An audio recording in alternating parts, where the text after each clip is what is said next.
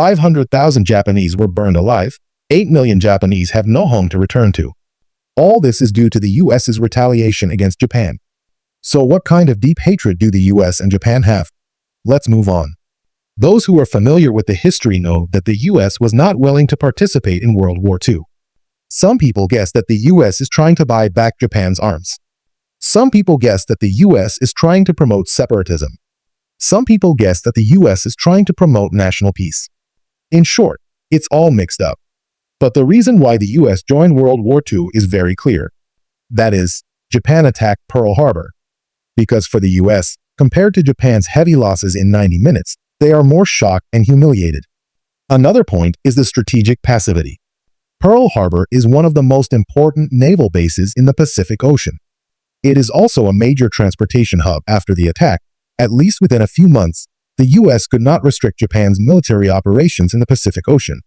Then, when Japan's resources were limited to Southeast Asia, the US had no choice but to be anxious. So from that time on, a seed of hatred had already been planted in the hearts of the Americans. Finally, the US declared war on Japan. The Pacific War also officially broke out. By January 1942, the US had fully verified the correctness and forwardness of the right-wing theory, and was vigorously advancing the theory of strategic bombing. In this case, they first thought of a way to avenge the bombing of Tokyo. But there was a difficulty in this plan.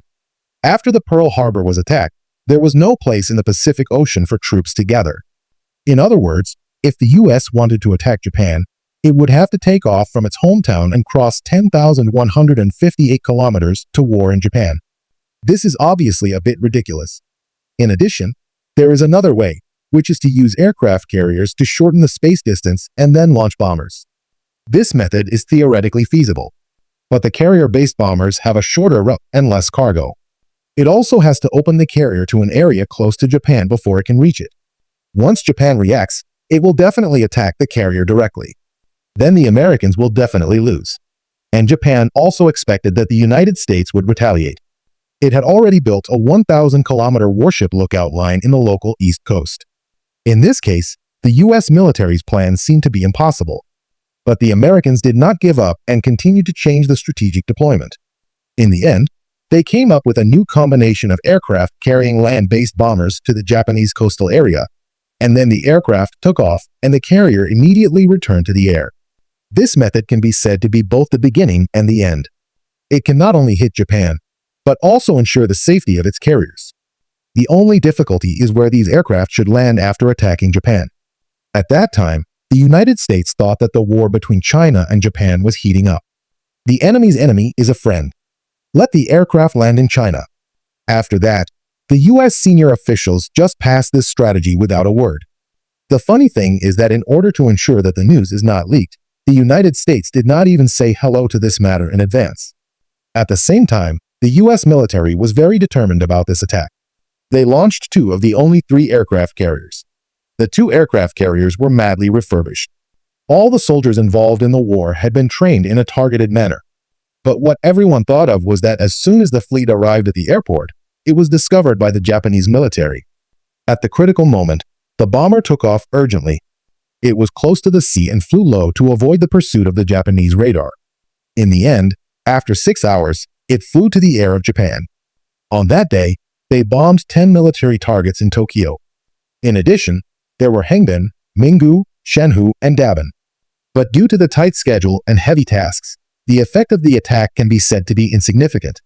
In general, it is psychological shock greater than actual injury. The key is that Japan is now more prepared for the attack. So that in just 2 years, the United States did not have the conditions to organize effective strategic bombing. Until the B-29 bomber appeared, the situation turned around. 2 years after the Pearl Harbor incident, the United States manufactured the B-29 Super Air Bomber. It is also capable of strategic bombing that has a practical effect on Japan. At this time, the United States has been holding back for 2 years and is finally starting to fire. At that time, in order to speed up the end of the war, and to avenge the Pearl Harbor incident, the United States dispatched 111 B-29 bombers to Tokyo on November 24, 1944. For this purpose, the United States also negotiated with China to build several combat airfields in Chengdu. If the previous failure was not geographical, then this time they did not meet the weather. Due to the variable weather in Japan, it is difficult for U.S. pilots to find the target.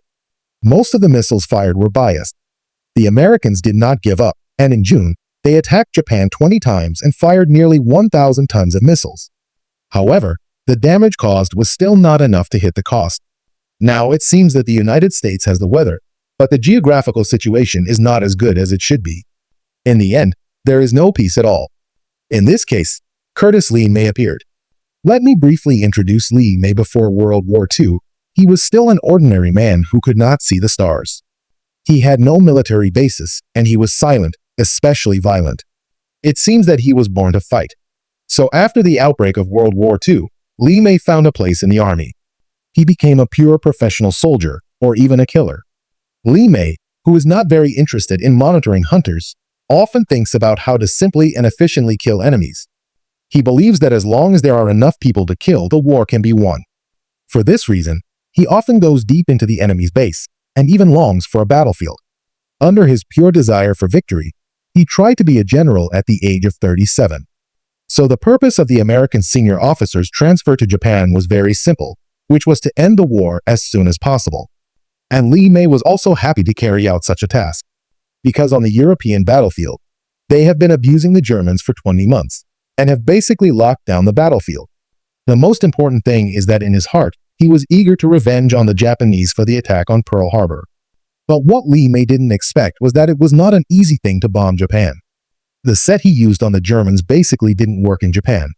Lee May only bombed for a few days in a row. The damage done to Japan can be said to be insignificant. But Lee May is a man who pays attention to science. After careful analysis, he found the reason. First of all, Japan belongs to the ocean climate, and the high wind speed reaches 200 kilometers per hour, which seriously affects the accuracy of the projectile.